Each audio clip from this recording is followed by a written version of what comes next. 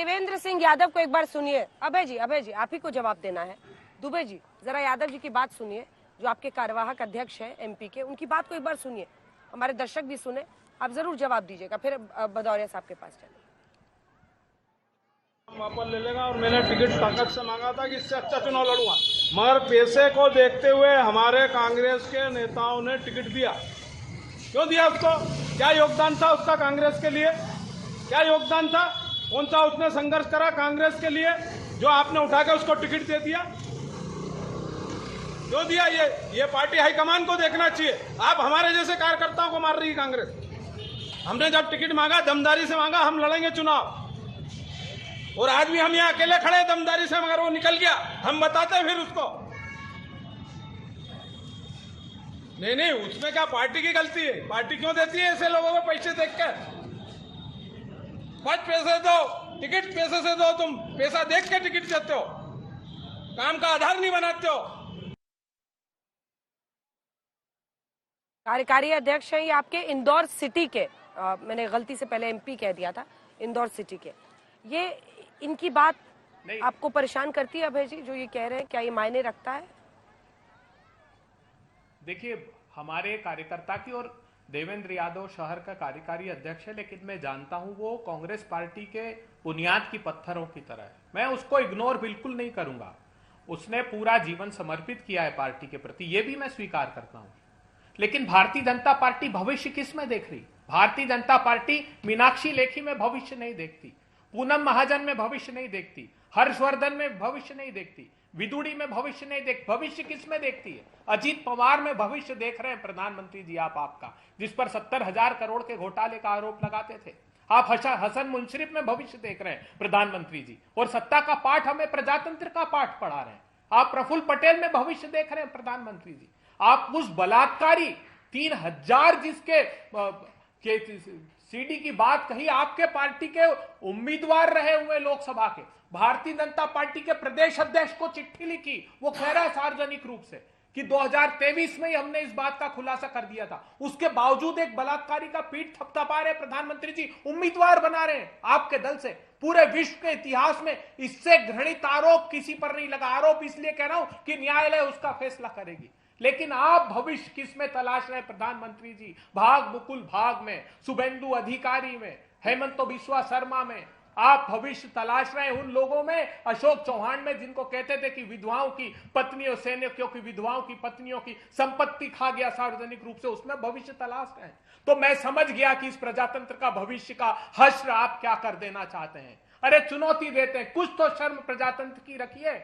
अगर पीठासीन अधिकारी हस्ताक्षर को प्रमाणित करने वाला व्यक्ति बन जाएगा, तब तो हो गया प्रजातंत्र का बेड़ा गर्क, और वो भी प्रस्तावक के हस्ताक्षर। और जब एक जगह, सिर्फ एक जगह हमारे खजुराहो में हस्ताक्षर छूट गए उस व्यक्ति के, जो बिटिया के, महिला के, जो चुनाव लड़ना चाहती थी, तो 4 घंटे तक पीठासीन अधिकारी गायब हो जाएंगे। जबकि चुनाव की संहिता में इस बात को दर्ज किया गया है कि उसको युक्त अवसर दिया जाएगा उन त्रुटियों को सुधारने का। और फिर कहते हैं कि देखिए भाग गई कांग्रेस।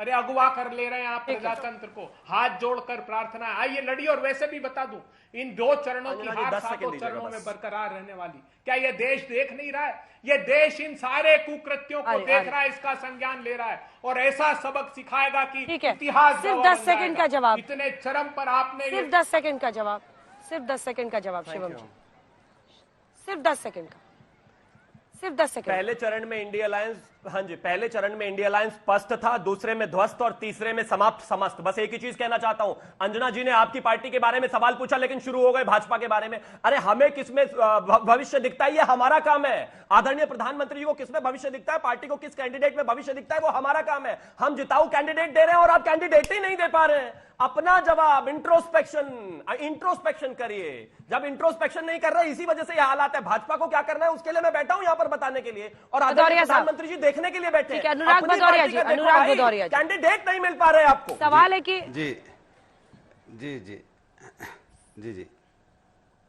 सवाल है कि सिर्फ ये खजुराहो, सूरत, इंदौर नहीं है, 3 सीटें तो उनकी पहले ही हो गई। दिल्ली में भी ऐसी परिस्थिति हुई है जिसमें 2 सीटों को लेकर रविंदर सिंह लवली ने नाराजगी जाहिर करते हुए कन्हैया कुमार को लेकर भी नाराजगी जाहिर करते हुए उन्होंने इस्तीफा दे दिया कांग्रेस दिल्ली प्रदेश कांग्रेस अध्यक्ष पद से। ये क्या आपके इंडिया गठबंधन के साथी के लिए, आपके लिए, क्योंकि आप लोग साथ मिलकर चुनाव लड़ रहे हैं, ये खतरे की घंटी नहीं है?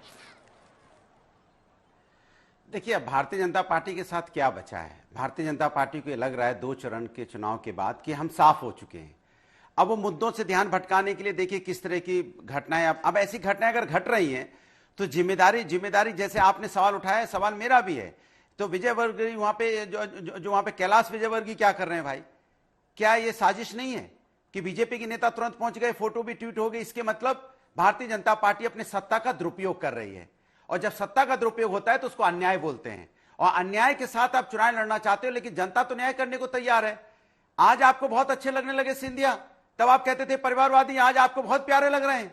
जितिन प्रसाद आज आपको बहुत प्यारे लगने लगे, चौहान भी आपको बहुत प्यारे लग रहे हैं, चौटाला फैमिली भी आपको आज बहुत प्यारी लग रही है, जिनको आप बहुत चिल्ला चिल्ला के कोसा करते थे। कमाल की बात है, जो आपके सत्ता में आपके साथ आ जाए उनकी आप आरती उतारने लगते हो, कहते ये बहुत अच्छे आदमी है, और उसके जब आपके साथ नहीं होते हो तो परिवारवादी गिन लिए जाते हैं। कमाल की भारतीय जनता पार्टी है भैया।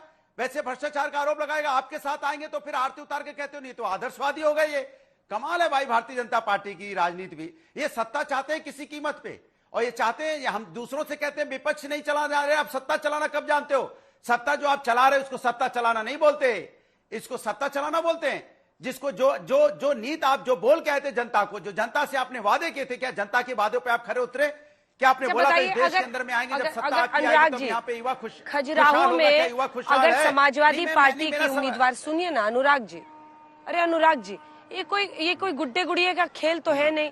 अगर खजुराहो में सपा की उम्मीदवार हस्ताक्षर करना ही भूल जाए तो उसके लिए फिर कैसे आप किसी और को ब्लेम कर सकते हैं? देखिए, वहां पे जो घटना हुई है वो साफ सी बात है कि उन्होंने ये बोला कि आपने जो वोटर लिस्ट की जो आपने सर्टिफाइड कॉपी लगाई है ये आपकी थोड़ी पुरानी है।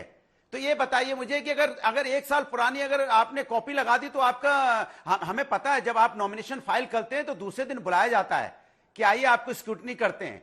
स्क्रूटनी में आपको मौका मिलता है अपनी चीजों देखने का। क्या आपने स्क्रूटनी करने का मौका दिया?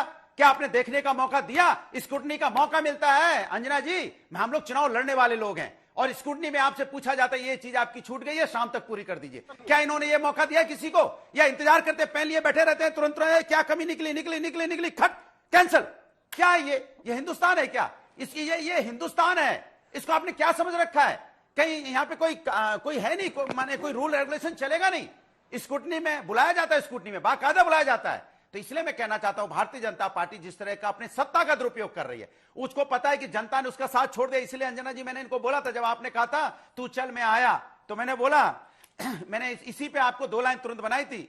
इंडिया ने जहां पे रखा है झूम के कदम इस बार, बीजेपी वहीं पर हो गई एकदम, देखो साफ रोके ना रुकेगी इंडिया की आंधी, ए मेरे देशवासियों एक जरा इंतजार, 4 जून को आ रही है इंडिया सरकार 4 जून को आ रही है। इसका डर भारतीय जनता पार्टी को इस कदर सता रहा है कि अब वो कि अब वो चाह रहे हैं कैसे नॉमिनेशन वापस, नॉमिनेशन कैंसिल, अब इसी को करें क्योंकि चुनाव तो ही नहीं, तो नॉमिनेशन विड्रॉ करवाओ, नॉमिनेशन कैंसिल करो, अब इसी पे लगे हैं।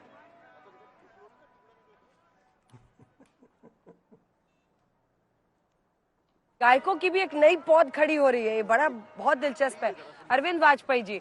लेकिन यूं ही कोई बेवफा नहीं होता कहते हैं, मतलब उधर की तो वजह रहती है, लेकिन साथ ही ये सारे इधर जो आने लगते हैं, बीजेपी के नेता उनके साथ फोटो डाल देते हैं, ये सब क्या है? मतलब इतना आसान, इतना चक्कर, मतलब जनता भी देख रही है फोटो, उनको समझ में आ रहा होगा ना भाई, संपर्क में तो थे ही। अंजना जी, हम तो इनको सलाह नहीं देंगे कि क्या करना है क्या नहीं करना। इनको अपना सामान खुद सुरक्षा करनी पड़ेगी। आपको याद है ना, रेलवे में भी लिखा रहता है कि अपने सामान की खुद सुरक्षा करो। तो इनको अपने लोगों को रोकना पड़ेगा। उनको दिख रहा है कि जहाज कौन सा चल रहा है और कौन सा डूब रहा है।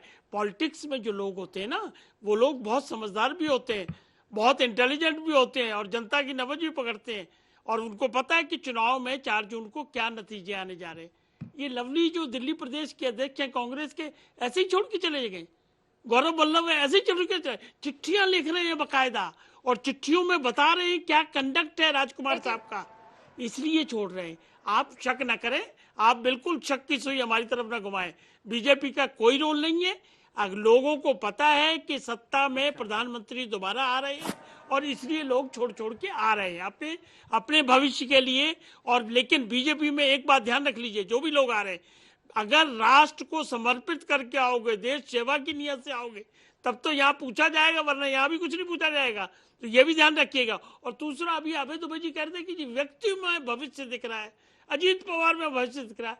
अरे मोदी जी को भविष्य दिखता है देश का सिर्फ, या गरीब जनता का। मोदी जी इन व्यक्तियों में भविष्य नहीं देखा करते, उनकी आइडियोलॉजी है, विचार है, देश को उसी रास्ते पर। अरे हंसना नहीं है, हंसना नहीं है, अपने आप को देखना पड़ेगा आपको। रान में लगा देना, गरीब को और गरीब बना देना। अरे अन्ना, गानों से देश थोड़ी चलेगा, गानों से देश नहीं चलता है, 1% लोगों के गानों पास से 40% देश नहीं संपत्ति चलता हो जाना, है। ये गरीब की मदद हो रही है, मैं समझ पा रहा हूँ। मैंने गरीबों को रोजगार न दे के उनको 5 किलो चावल और 5 किलो आटा की लाइन में लगा देना। 10 साल में आप बताइए, मुझे आपको चैलेंज है, 10 साल में बताइए कि इस सरकार चैलेंज करता हूं आपको, कौन से आप सेक्टर बताइए, के खिलाफ या आप कौन 10 काम से गिनाइए जो वर्ग आपने के 10 लिए साल में काम किए नहीं हों। किया। आप बताइए, ये तो आप 9 साल से यही लगे हुए। 14 में भी आपकी यही टेप थी, 19 में भी यही टेप है, लेकिन उसका रिजल्ट क्या निकला? छात्रों के लिए क्या देखिए, किया? जब क्या किया? जब वोटिंग स्लो शिवम होती त्यागी है, बैठा भाई, ये- एक साल तक किसान धरने पे बैठा शिवम है। त्यागी जी से एक सवाल, किसानों के लिए क्या? ठीक है, मैं लौट रही हूँ अरविंद जी, मैं लौट रही हूँ। शिवम जी, ये अभी बताया अरविंद वाजपेयी जी ने कि रेलवे स्टेशन पर भी लिखा रहता है कि अपने सामान के लिए आप खुद ही जिम्मेदार हैं, उसकी सुरक्षा खुद ही करिए, लेकिन ये वहीं पर लिखा जाता है जहां पर चोरी की आशंका होती है। इसका क्या अर्थ है?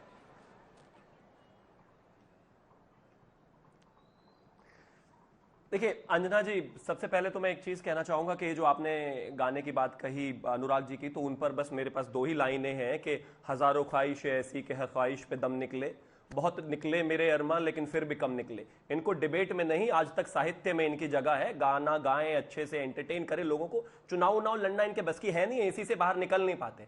जब तक नेताजी थे तब तक पार्टी ठीक ठाक चल रही थी, 2-4 बार मुख्यमंत्री भी बने, 3 बार खुद बने, 4थी बार बेटे को बनाया। आज हालात ये है कि एसी से बाहर निकल नहीं पाते, एक सीट पे 4-4 बार कैंडिडेट बदलना पड़ता है। उसके बाद उम्मीद करते हैं कि जनता इनको जिता भी देगी। मेरे बच्चे जब इतिहास पढ़ेंगे तो उनको दिखाई देगा कि मेरठ में 2024 में सपा से कौन लड़ा, तो चार नाम तो ऊपर से ही निकल कर आ जाएंगे। इतनी तो इनकी डिसाइसिवनेस है। उसके बाद ये सोचते हैं कि 4 नाम बदलने के बाद इनको जनता वोट भी दे दे। अब आपके विषय पर आता हूं कि चोरी, मैं एक चीज कहना चाहता हूं, लोकतंत्र में लोगों को, नेताओं को, जनता को एक जगह से दूसरी जगह, एक नेता से जुड़ने के बाद दूसरे नेता से जुड़ने का पूर्ण अधिकार है। 70 के दशक में, इनफैक्ट 80 के दशक तक आते आते जो है ये देश पूरा कांग्रेस का था भाई। श्रीमती इंदिरा जी को यह देश समर्थन देता था। कांग्रेस वही पार्टी है जिसको 400 सीटें मिली, जनता थी उस समय उनके साथ। आज 2024 में अगर 140 करोड़ लोग ये कहते हैं कि हम आदरणीय प्रधानमंत्री जी से जुड़ना चाहते हैं, और उनके जो रिप्रेजेंटेटिव है, यानी कि जो नेता है, जो विधायक है, जो सांसद है, वो भी आदरणीय प्रधानमंत्री जी से जुड़ना चाहते हैं, तो इसमें कहां परेशानी है भाई? आपके साथ जब थे तो सब ठीक थे, आज हमारे साथ आ गए तो सब बिकाऊ है। आपकी पार्टी में कुछ नेता चले जाए, स्वामी प्रसाद मौर्य अखिलेश यादव जी के साथ चले गए थे, तब तो ये देश में लोकतंत्र खतरे में नहीं आ रहा था, तब तो ये ऐसा गाना नहीं गाए हमारे अनुराग जी। आज इनको कहता है कि नहीं हमारे लोग चले गए। विषय साफ है, जिसके पास नीति है, नियत है, विजन है, देश के लिए कुछ देने को है, जो जानते हैं अपने लोगों को कैसे चलाना है। लोग उनसे पहले भी जुड़ते थे, लोग आज भी जुड़ रहे हैं। जो पार्टी अपनी आज नहीं चला सकते, ना चला पा रहे हैं, उनसे लोग नहीं जुड़ेंगे। और जहां तक चोरी की बात है, कोई चोरी नहीं है। मैं तो कहता हूं कि भारतीय जनता पार्टी और आदरणीय प्रधानमंत्री जी के विजन से लोग जितना जुड़े उतना बेहतर है। हम तो हर किसी को जोड़कर चलना चाहते हैं, लेकिन अगर आप सोचते हैं कि आप इस तरीके से राजनीति कर सकते हैं तो नहीं कर सकते। अनुराग जी, सिर्फ 10 सेकंड का जवाब। समय अब नहीं रहा, आपको 24/7 जनता के बीच में रहना पड़ेगा। मैंने देखिए भारतीय जनता पार्टी की बेबसी, अनुराग लाचारी, जी, देखिए सवाल यह है कि क्या विचारधारा की नींव इतनी कमजोर है कि नेता इधर से उधर चले जा रहे हैं?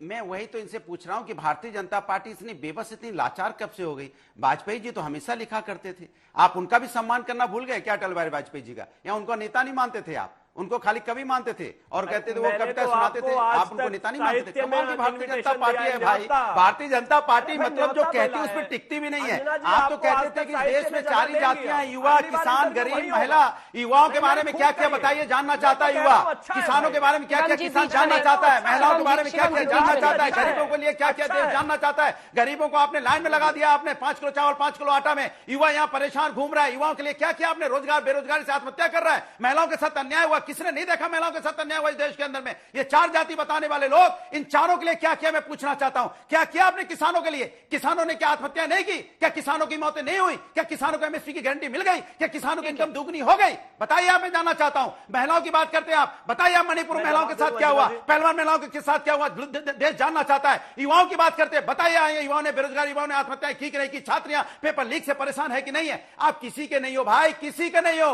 आप सिर्फ सत्ता के हो, आप सिर्फ बातें करते हो, लेकिन आप सिर्फ सत्ता के लालची हो। जनता के कोई ख्याल नहीं रखते हो। आपको समाजवादी की शिवम जी चिंता है, से जवाब कांग्रेस ले की लीजिए। चिंता है, नेताओं की चिंता बाद में आ है, रही हूं जनता आपके की पास। चिंता नहीं है आपको। हाँ, अब मैं सिर्फ एक ही चीज कहना चाहता हूं अनुराग भदौरिया जी के, अगर जिगर की जगह जिगर और जिगर में दम है तो सुनकर जाइएगा। आपने कहा किसानों के लिए क्या किया? गेहूं और चावल के लिए जहां सिर्फ 2.5 लाख करोड़ की एमएसपी जाती थी, उसको 11.5 लाख करोड़ करने का काम हमने किया। इस उत्तर प्रदेश में जो दिन रात दंगे होते थे, दिन रात हंगामे होते थे, दिन रात महिलाओं के साथ क्या होता था, उन्हीं, प्लीज बीच में नहीं, उन्हीं महिलाओं को सुरक्षा देने का काम हमने किया। अब कोई गैंगस्टर निकलकर बाहर बोल नहीं सकता, उनको ठीक करने का काम हमने किया। गैंगस्टरों के कब्रों पर जाकर बतिया पड़ते हो और हमें बताते हो कि सुरक्षा क्या चीज होती है। सुनिए, मैंने कहा था ना, मैंने शुरुआत में कहा था कि अगर जिगर की जगह जिगर और दम है तो सुनकर जाना। नहीं सुन पा रहे, नहीं सुन पा रहे, नहीं सुन पा रहे। अंजना जी, अब आपको इनको भी रोकना पड़ेगा। आपने मुझे रोक दिया था तो इनको भी रोक दीजिए प्लीज।